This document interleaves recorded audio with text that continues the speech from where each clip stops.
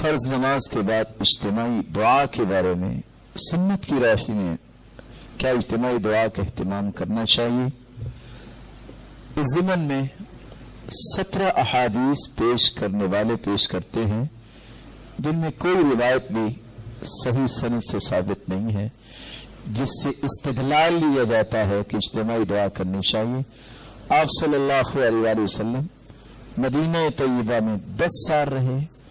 اور آپ نے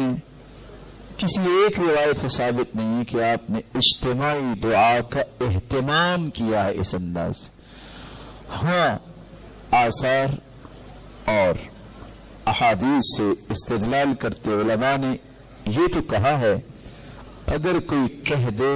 تو آپ صلی اللہ علیہ وسلم دعا کرواتے تھے، دعا کروا دینی چاہیے، لیکن اجتماعی دعا کا اہتمام ہر نماز کے بعد آپ صلی اللہ علیہ وسلم سے کسی صحیح حدیث سے ثابت